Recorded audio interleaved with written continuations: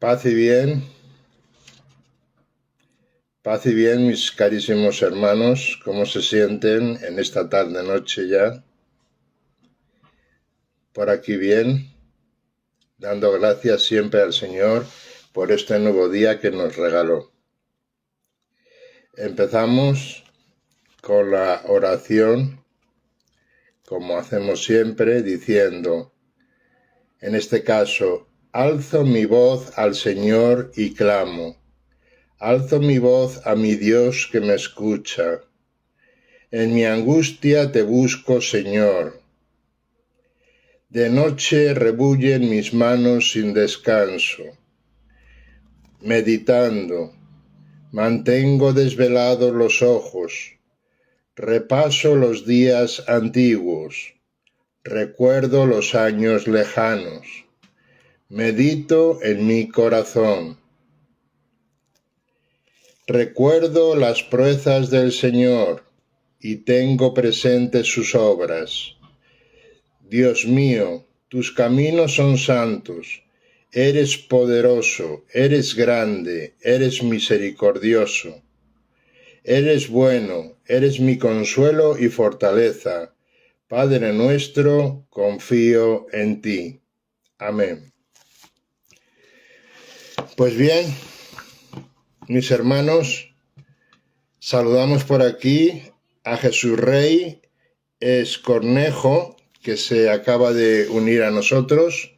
Paz y bien, hermano. Y vamos a continuar con otro capítulo del libro este que estábamos leyendo con atención de Álvaro Pombo, titulado Vida de San Francisco de Asís, una paráfrasis. Saludamos también por aquí a Reflexiones Católicas, también, que se acaban de unir también a nosotros. Paz y bien. Y lo dicho, nos llegamos ya, en este caso, por el capítulo número 7. Discúlpenme que ayer me fue imposible poderme comunicar con ustedes, pero nada, ya estamos aquí nuevamente. Entonces el capítulo 7 se titula Santa Clara y San Francisco, familiaridad y familiaridades, la educación de la atención del hermano menor.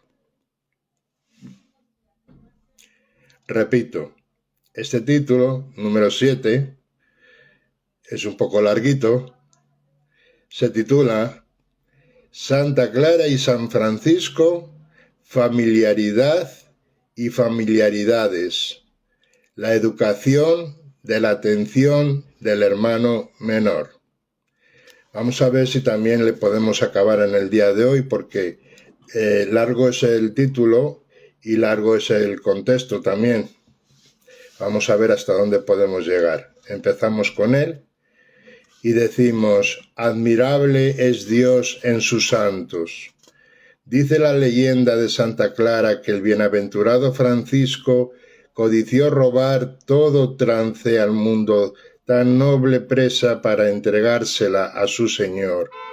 El 24 de noviembre del año 1253, en el minúsculo jardín del claustro de San Damián de Asís, donde las violetas dudotivas y las pequeñas rosas de los arbustos plantados y cuidados por la santa, se reunieron todas las mujeres que la habían acompañado en vida, Sor Pacífica, Sor Benvenuta, Filipa, Amata, Cristiana, Benvenuta, de Diandra, Cristina, Francesca, Beatriz, Cecilia, Balbina, Angelucia, Inés, Lucia, todas ellas, y también estaban el obispo de Spoleto, el notario y el arcipreste, los caballeros de Asís, Ugolino, Ranieri de Bernardo, Pietro de Damiano y también hermano Marcos, hermano Ángel y el mismísimo León, que tanto amó a Francisco. Y leyó el obispo la bula de Inocencio IV. Clara, adolescente real, amó y eligió por esposo a Jesucristo pobre, Rey de los reyes, y ofrendándose a él en humildad, con alma y cuerpo, le prometió principalmente dos buenos dones: el don de la pobreza y el de la castimonía virginal. Y así la Virgen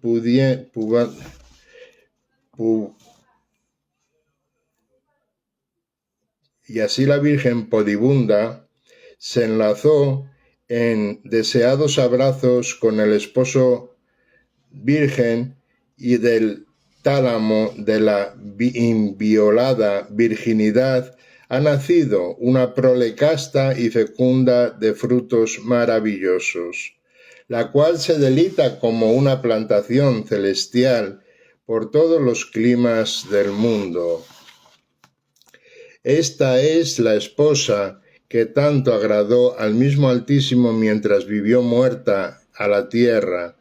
Mandamos, pues, por estas letras apostólicas a tu fraternidad que indagues la vida, la conversación y los prodigios de Clara, con todas sus circunstancias, y nos remitas todos los testimonios rubricados con tu sello y referentados por la mano pública, para que aquella alma de la cual creemos que esplende en el cielo con la estola de la inmortalidad sea también en este mundo exaltada con las laudes de las múltiples multitudes de los justos.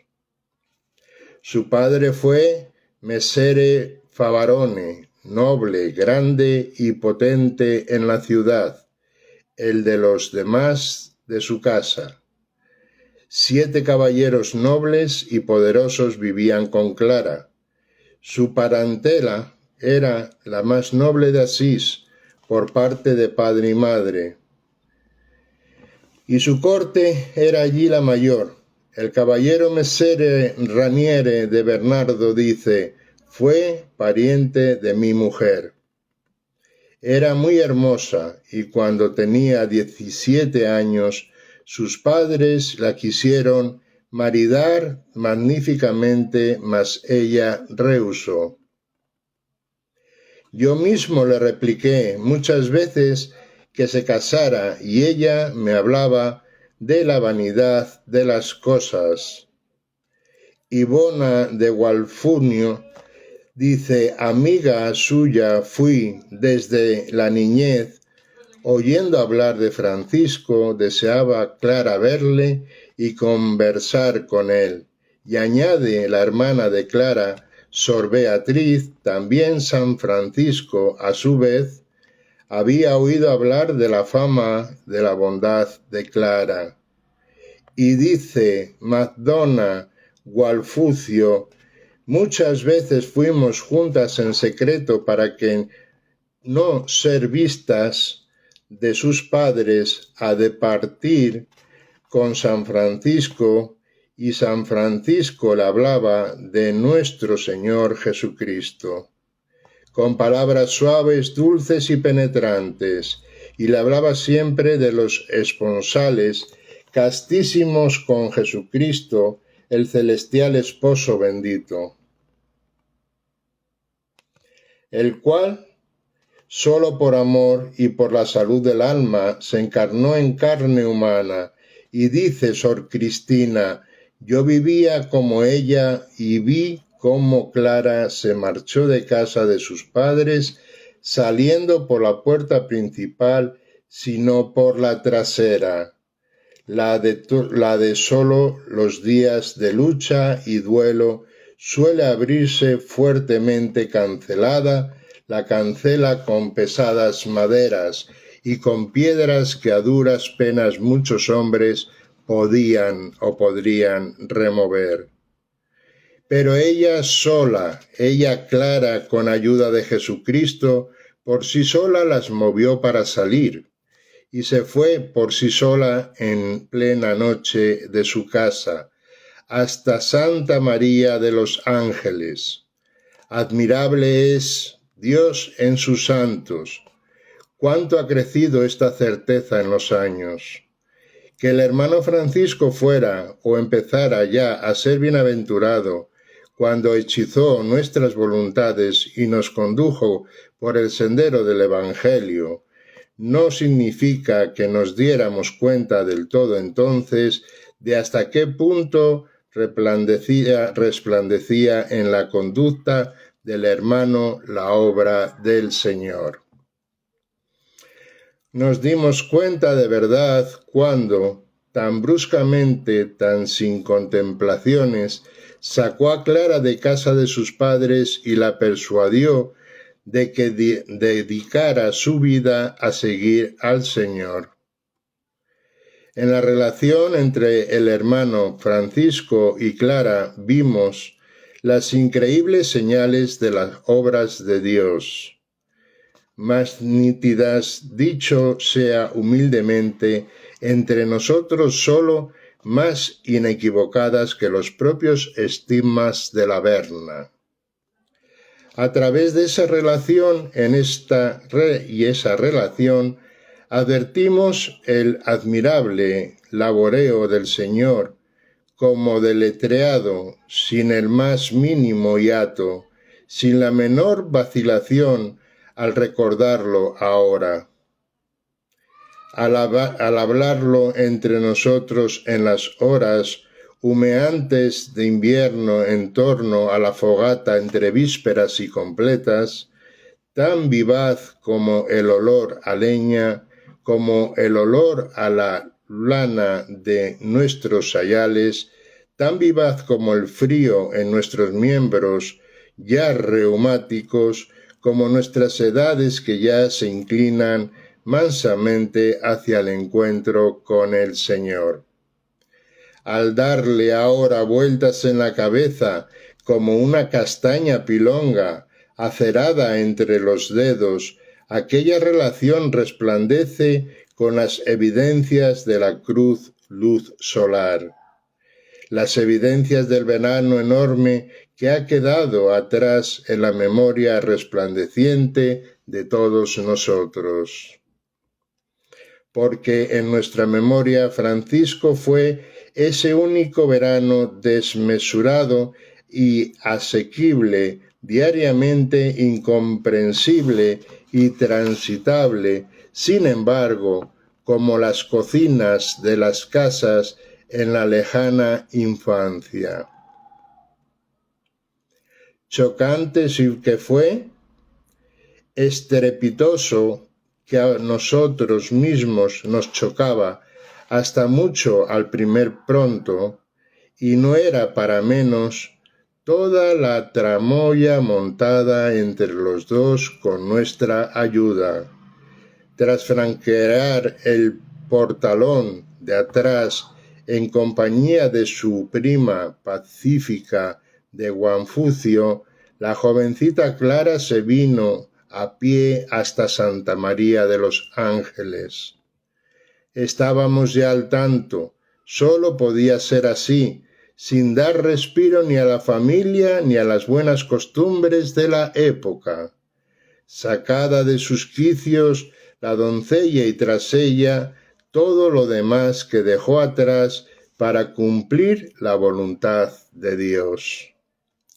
Éramos pobres frailes nosotros, hermanitos menores, olvidados ya de nuestras procedencias, a fuerza de acostumbrarnos a pordiosear, a empequeñecernos, a humildearnos, así que el júbilo que sentíamos tenía por lo menos una parte, casi la mitad, de temor a lo que harían los Favarone de Escifi, condes de Sasso Rosso, y por parte de madre igual o más los célebres Fiumi, casi más altivos y violentos. ¿Iban a tolerarlo? o iban a pasarnos a cuchillo la fraternidad entera en una noche. Hormigueaba el júbilo con su poco de miedo involuntario, asomando la oreja entre nosotros cuando encendimos las antorchas y empezamos a cantar nuestros himnos. Los salmos elegidos por Francisco devotamente, sí, claro que sí, cantamos llenos de verdadera unción y devoción, pero también con el mosconeo en la cabeza de lo que ninguno de nosotros, con la excepción quizá del bienaventurado Francisco, la fuerza tenía que pensar y no podía no pensar, la que se estaba armando en el palacio de la joven Clara. Todo parecía celestial sin dejar por eso de parecer al mismo tiempo terrenal. Cuantas más luces y cánticos más juntos, más peligrosamente unificados contra la voluntad de las familias, tierra y cielo, se despojó Clara de sus ornatos y vestidos.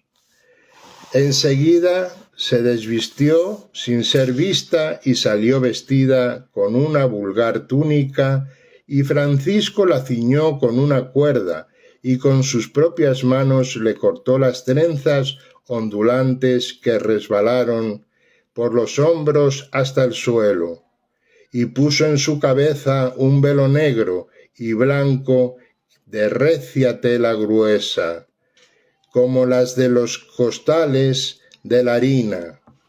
Y Clara prometió e hizo voto, conducida por Francisco, de observar toda su vida la obediencia, la castidad y la pobreza. La voz de Clara la escuchamos claramente, pero aún más claramente la voz tranquila y alta de Francisco, que le dijo: si lo que acabas de prometer lo observares desde hasta ahora al final, yo te prometo a Jesucristo y además la vida eterna. Hombre, damos por aquí también un saludo muy cordial y fraternal de paz y bien a Mariano José Benvides. Saludos, mi hermano, por estar entre nosotros también. Nos acordamos de cómo, una vez hecho y dicho lo anterior, Francisco no perdió ni un minuto, llevó a la noticia a las benedictinas, que ya estaban advertidas al monasterio de San Pablo de Bastia. A unos 3/4 de hora de camino en mula en la dirección a Perusa. Vileza gritaban la palabra menos adecuada, abochornados, enfurecidos, amenazadores, la parentela entera con su séquito de peones a pie, a soldados a caballo, golpeando las puertas del convento. Y es que nosotros mismos, cómplices que sabíamos la verdad y que no había la más mínima deshonra en el nombre de la familia, sino al revés, la mayor gloria, sabíamos también que lo que acababa de hacerse destripaba todos los conceptos del honor y de la dignidad y limpieza y de la feminidad y de la intimidad de la pequeña víctima objeto del acoso del famoso loco, hijo mayor de Bernardone, la oveja negra religiosa. Ahora, ¿con quién iba a casarse? A ver con quién iba a quererla una vez rasurada y tonsurada y manoseada por los frailecicos pordioseros. Ninguna persona de ningún predicamento la tomaría por esposa y haría bien, y lo que después contó su propia hermana Sor Beatriz cuando entraron todos en Tropel, en el convento de las benedictinas de San Pablo, y cogió Clara y se subió al altar a refugiarse.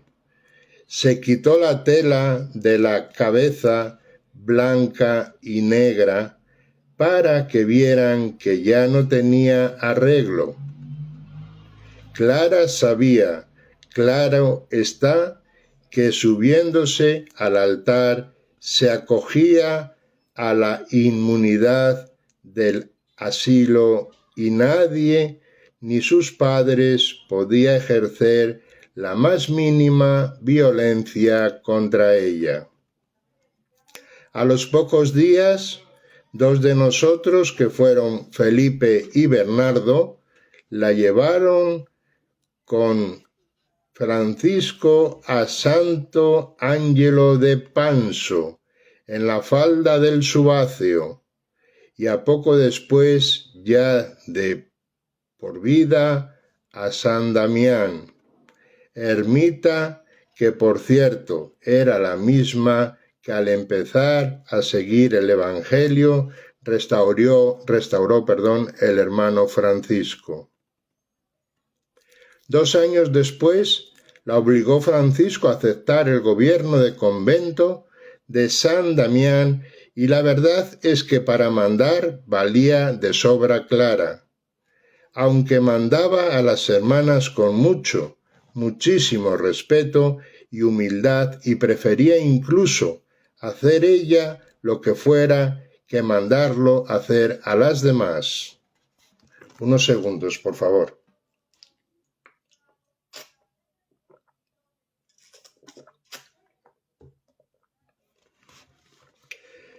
Entrecerrábamos los ojos para ver solo el llamear del hermano fuego jubiloso al fondo de la estancia, y pensábamos y repasábamos y nos recordábamos unos a otros. Nosotros que fuimos los primeros hermanos y que vimos con nuestros propios ojos lo que fue ocurriendo, muy especialmente nos recordábamos nuestras ñoñas reservas relativas a la relación entre ellos dos. Una vez metida en el convento, tonsurada y ceñida con el cordón y con los votos y dedicada expresamente solo a la contemplación del divino esposo, con y sin embargo el otro esposo, el figurado Francisco, dando que hablar, yendo y viniendo por toda la comarca, estando a la vez siempre presente y siempre ausente. ¿Qué tormento hay más atormentador que este tormento?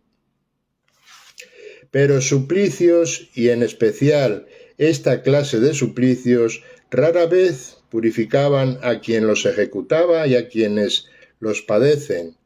Insistíamos en estos recuerdos porque necesitábamos estar seguros de que el bienaventurado hermano no se comportó como un vulgar galán, que se ofrece pero nunca se entrega del todo.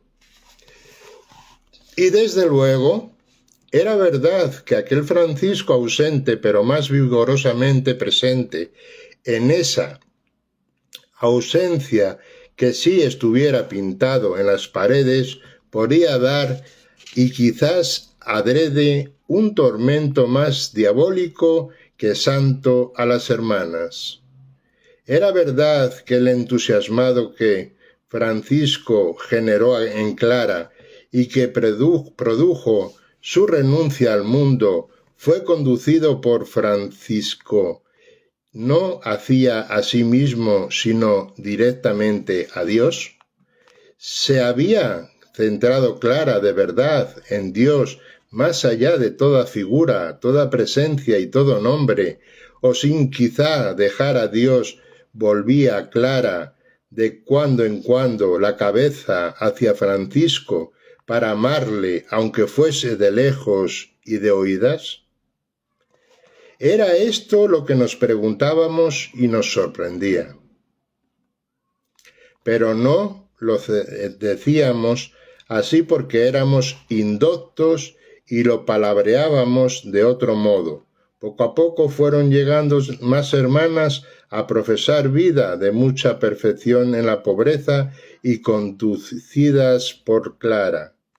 El hermano se retrajo a ojos visibles, poco a poco de ir visitarlas muy mucho, aunque en el Espíritu Santo no cesaba su afecto de velar por ellas, y esto era casi incomprensible. El bienaventurado Francisco, este es el hecho a palo seco, prometió a perpetuidad prestar ayuda y consejo a las hermanas que profesaban con Clara firmemente la pobreza como nosotros.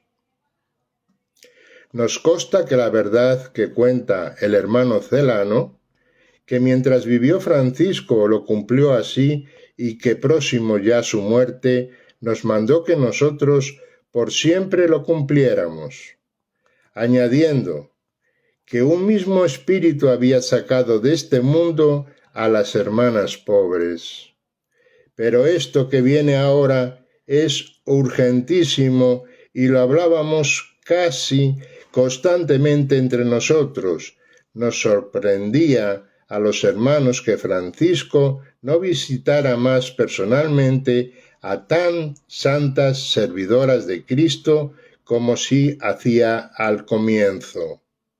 Después de todo, ¿no venía esto a ser equivalente a dejarlas plantadas e injertadas? Y Francisco nos decía, todos nos acordamos bien y lo podemos casi repetir palabra por palabra. No vayáis a creer que no las quiero muy de veras. Y entonces añadía frase rebuscada, rara en él, cuyas frases eran como el agua veloz de los regatos que se pueden ver brillar a través de todas las piedras. En cambio aquí lo que decía era, carísimos, si fuera culpa cultivarlas en Cristo, no hubiera sido culpa mayor el haberlas unido a Cristo. Ahora nos reímos, acordándonos de aquello que como se resolvió menos benignamente que de costumbre, al oírnos decir que no se le entendía bien todo porque cultivarlas en Cristo, sugirió tímidamente el hermano Gil.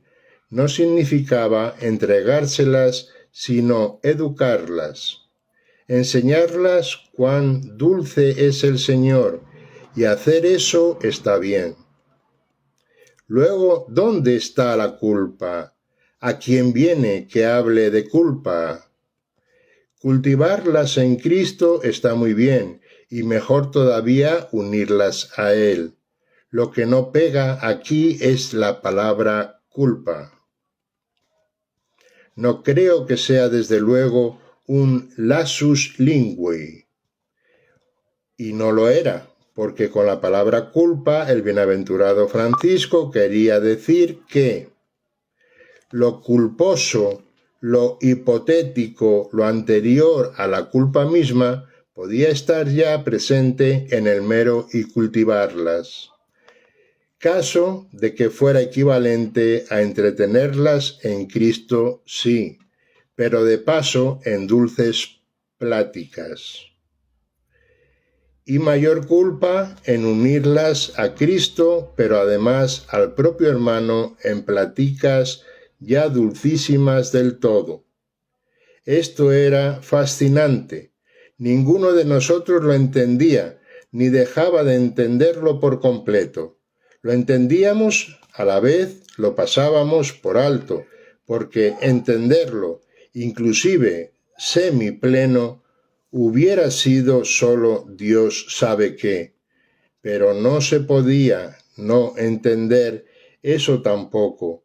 Y es que a la continuación de sus palabras, aunque aumentaba más la culposidad resbaladizada, lo que decía ahora era, Si es cierto que el no haber sido llamadas de nadie es injuria, una vez llamadas es crueldad no ocuparse de ellas. A lo cual todos asentimos, porque todos teníamos hermanas y primas dejadas en las casas y conventos. ¿No eran estos los dos casos que el fraseo alambicado de Francisco proponía? Hermanas y personas del otro sexo que por no ser llamadas se ocupaban en el bien obrar y en sacristías y en exornar los altarcitos, solteras, pobrecillas, todas ellas, aunque no injuriadas, solamente no llamadas. Una mala situación solo algún menos mala únicamente que la de ser llamadas y después desatendidas, es decir, además de encadenadas, malgastadas. Tenía razón Francisco, que era gran crueldad. Pero esto era abstracción hecha de la llamada del Señor. Las laicas no llamadas y las prometidas o casadas, Francisco se refería a las llamadas a servir a Dios en religión y añadía que para todo lo anterior ni la culposidad ni la crueldad tuviera lugar en nuestra relación con las mujeres. Él mismo se ponía de ejemplo para que hiciéramos lo que él hacía. Carísimos, no quiero que las hermanitas nadie se ofrezca espontáneamente a visitarlas, sino que dispongo que al servicio de ellas se destine a quienes lo quieren y en gran manera se resisten tan solo valores espirituales recomendables por una vida virtuosa de años. Daba casi de entera oírle hablar así, casi grima nos daba a casi todos, porque espontáneamente era en este contexto una modalidad promiscua del adverbio. ¿Qué era? Pensábamos, ir a verlas no espontáneamente. Estaba claro, era ir a ver a quien no queríamos ver en ese momento. Era ir a verlas cuando ya nos daba igual verlas que no verlas. Como un día de invierno que el hermano Felipe, movido a compasión por las destemplanzas y los fríos del convento, que él pensaba que no tendrían ni manta, pobrecillas las hermanas por las noches. Se fue a visitarlas. Y el bienaventurado Francisco se enteró y le dijo: «Mira, Felipe, ahora vas a ir andando desnudo unas 6 millas, vuelves en el más crudo rigor de la nevada». Felipe no sabía que la voluntad de Francisco era contraria a estos movimientos en la compasión. Los visiteos era un mal pensado el hermano o es que era un envidioso, celoso de sus monjas ateriditas en su San Damián. Canta que te canta las alabanzas del Señor de rodillas todas en el santo suelo del inclemente enero. Y hubo el caso aún más notable porque aún contenía más detalles de difícil comprensión de un hermano que tenía 2 hijas espirituales de vida ejemplar, ambas clausuradas en el monasterio, y le dijo este hermano al bienaventurado Francisco con mucho gusto les llevaría a las 2 pobrecillas un regalillo de nada de parte del santo hermano. Este le increpó con muchísimo rigor, por tanto que las palabras que le repetía no es el caso referirlas ahora, por lo fuertes que eran. Así que el regalillo se lo mandó por otro que no quería ir, pero que no se resistió muy obstinadamente. Así pasó que estando en San Damián, el bienaventurado, el hermano Elías Bombarone, le incitaba con incesantes súplicas a que expusiera la palabra de Dios a las hijas, y fue tal su insistencia que accedió por fin el bienaventurado hermano. Y nosotros pensábamos, ¿por qué no se está dando cuenta de que las pobrecillas damas pobres anhelan sí reunirse para escuchar la palabra de Dios? Pero no menos para verle, a él. ¿Y qué hizo entonces? Creímos que no se daba cuenta, y se daba más que cuenta. Una vez allí, comenzó a orar a Cristo con los ojos levantando al cielo, donde tenía siempre puesto el corazón y de momento todo iba bien. Pero he aquí que ordena al poco que le traigan un cacharro con ceniza y hace en el suelo un redondel alrededor de su persona. Y la ceniza que le sobra se la echa por toda la cabeza. Extravagante. ¿Y esto a qué venía? Las hermanitas le veían ahí, en medio del círculo de ceniza, callado, y sin dar crédito a sus ojos, estaban cada vez más y más estupefactas. Un estupor no leve sobresaltaba con razón sus corazones. De pronto pega el bienaventurado un brinco y atónitas las damas se desarrodillan, pero sin llegar del todo a estar de pie. Y el bienaventurado recita en voz muy alta y claro el Miserere mei, Deus. Ten misericordia de mí, Dios, dijo esto por toda la predicación. Terminado el salmo, salió afuera más que deprisa. ¿No era esta una completa payasada? Escenificación lo llama el hermano Celano, y hace bien, porque lo fue, y por lo visto, eficacísima además. Ante la eficacia de esta escenificación, fue tanta la contrición que invadió a las siervas de Dios que llorando a mares apenas si podían sujetar las manos que querían cargar sobre sí mismas la culpa. Plásticamente les había indicado, comenta por su cuenta Celano, que las consideraba como a ceniza, que en relación con ellas ningún sentimiento llenaba su corazón, que no correspondería a Dios. Pero el hermano Celano no presenció esos acontecimientos, mientras que nosotros sí los presenciábamos, y se lo contábamos después casi todo. No es que al corazón de Francisco no llegara sentimiento alguno relativo a las pobrecillas hermanitas. Caso de haber sido ese el caso bienaventurado, no hubiera llegado a ser bienaventurado de verdad nunca.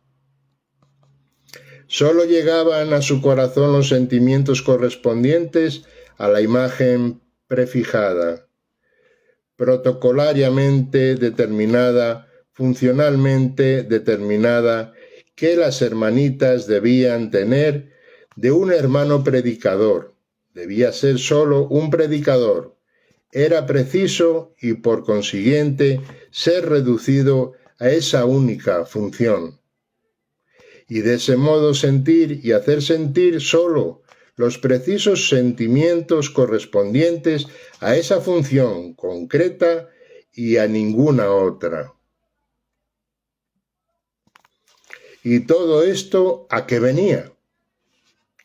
Por eso dice el hermano Celano, para resumir lo anterior, que tal era su trato con las mujeres consagradas, tales las visitas provechosísimas, pero siempre con un motivo y escasas, y tal la voluntad respecto a todos los hermanos, quería que sirvieran por Cristo a quien ellas sirven, cuidándose con todo siempre como se cuidan las aves de los lazos tendidos a su paso.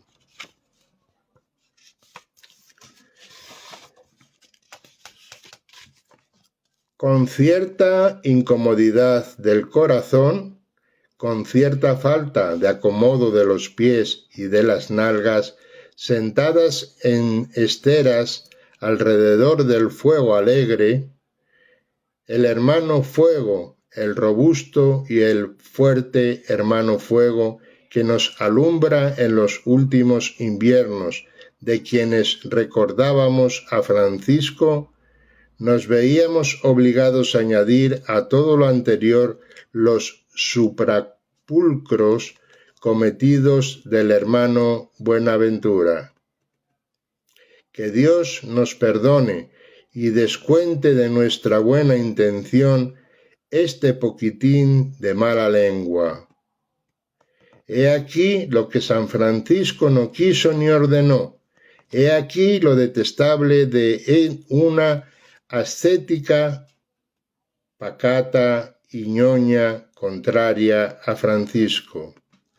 Pues Buenaventura escribe, enseñaba que no sólo se deben mortificar los vicios de la carne y frenar sus incentivos, sino que también deben guardarse con suma vigilancia los sentidos exteriores, por los que entra la muerte en el alma.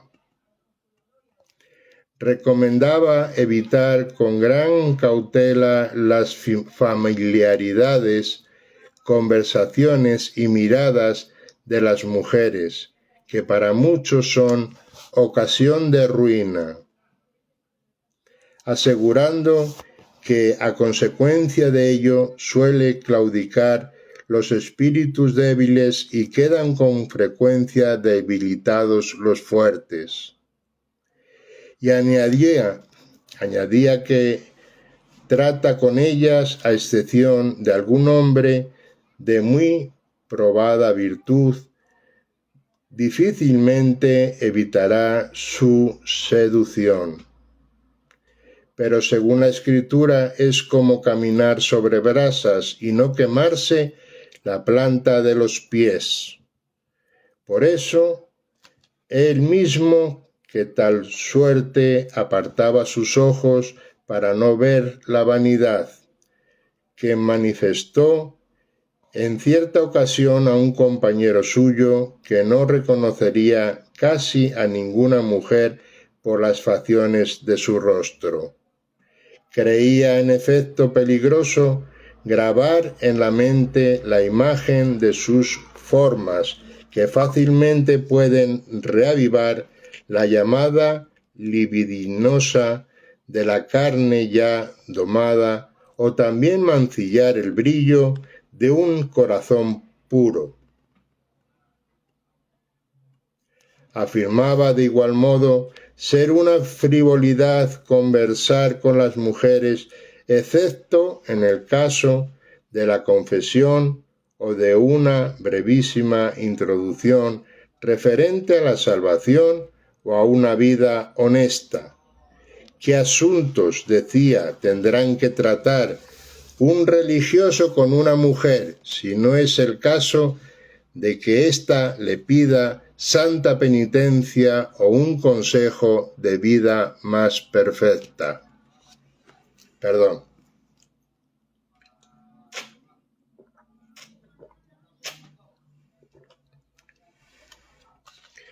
A causa de una excesiva confianza, uno se precave menos del enemigo, y si éste consigue apoderarse de un solo cabello del hombre, pronto lo convierte en una viga. Teníamos la impresión de que el hermano Buenaventura ponía en boca de Francisco sentimientos y expresiones que no estuvieron nunca en su corazón. Y realmente llegó a decirlo con sus palabras.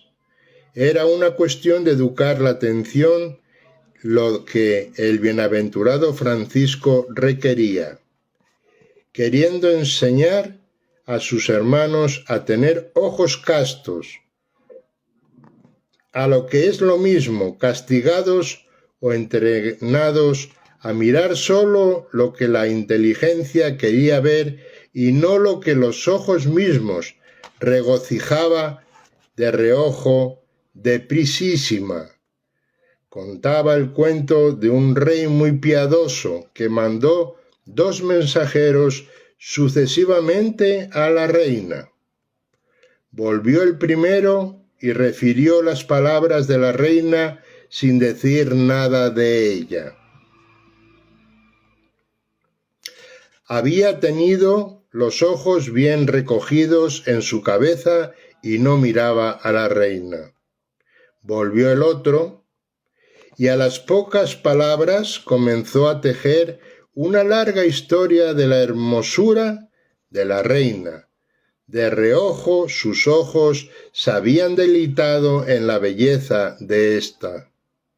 Era un esparcimiento de los ojos, lo contrario de un recogimiento de los mismos en el interior de su cabeza. ¿Qué es lo que hace el primero de los 2 mensajeros? Cuando el rey vuelve a llamar a los 2 mensajeros y vuelve a preguntarles qué les pareció la reina, el de la mirada recogida se limita a comentar que le pareció muy bien porque ella le atendió con agrado y paciencia, sin fijarse en si era hermosa o no, pues su misión era solo hablar con ella. El otro, en cambio, hablaba y relataba lo que contagiaba su lengua. Los ojos desamparramados por la superficie de aquella reina, el desatento percibió la belleza y fue locuaz, mientras el atento fue conciso y reprodujo solo las palabras. El bienaventurado Francisco estaba aquí diciéndonos que lo importante no es, en el caso citado, la hermosura de la reina, sino el mensaje que se debe transmitir. Es como si se dijera, cuando llegue la hora de la hermosura de la reina, ya juzgará y disfrutará quien deba. En este caso, el rey. Era para nosotros que habíamos escogido un camino especial, para quienes dio sus reglas el bienaventurado hermano. La intensidad y velocidad de nuestra atención e intención religiosa no era compatible con tener frente a nosotros 2 objetos idénticos de atención amorosa. Los objetos en cuanto tales no se excluían entre sí, solo a la hora de elegirlos cada uno de los hermanos. Quería Francisco decir, creemos nosotros que no era la mujer por sí misma la maldad, sino la mirada del hermano que la miraba equivocadamente. a aquellas mujeres cuyas mentes dada su perseverancia en una devoción consagrada había logrado que fuesen domicilio de la sabiduría, la amaestraba con locuciones, maravillosas, si bien breves. Esto es porque no son ellas en sí mismas estorbo para el hombre, sino solo para quien, como nosotros, queríamos emprender el camino arduo y contemplar la faz llena de la gracia. Pues bien, mis hermanos, aquí acabamos con este hermoso título y su contenido por hoy. Vamos a repetir. El título de él era Santa Clara y San Francisco, familiaridad y familiaridades, la educación de la atención del hermano menor, dentro de este libro. Bueno, pues este libro en sí y este capítulo que hemos leído hoy, esta tarde-noche, pues nos hace reflexionar, ¿verdad?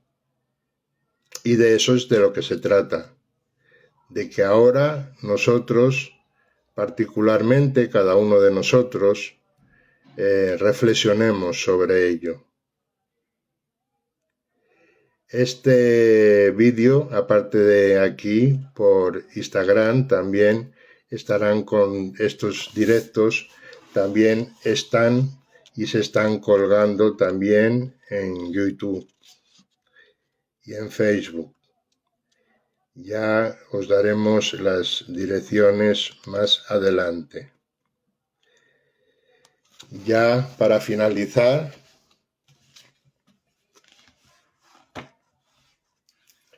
vamos a hacer la oración final y decimos: Altísimo, omnipotente, buen Señor, tuyas son las alabanzas, la gloria, el honor y toda bendición. Te damos gracias y te bendecimos por tu Hijo amado nuestro Señor Jesús, que muriendo venció a nuestra muerte y resucitando nos devolvió la vida. Te damos gracias también y te bendecimos por los hermanos que nos han precedido y que ya gozan de tu presencia, porque fueron para nosotros signo de tu amor. Y ahora junto a ti, Trinidad Santa, acompañan nuestro caminar. Por eso, Padre nuestro, con tus ángeles, tus santos y toda la Iglesia, repetimos: bendito y alabado seas, Señor Dios, Padre Redentor y Consolador nuestro. Amén. Pues ha estado una vez más el hermano Luis Midiego con todos ustedes, el menor de los hermanos, y nos despedimos hasta mañana, si Dios quiere. Para todos los que están aquí unidos a nosotros y para los que nos verán después del directo, un fraternal abrazo en Francisco. Paz y bien, mis hermanos.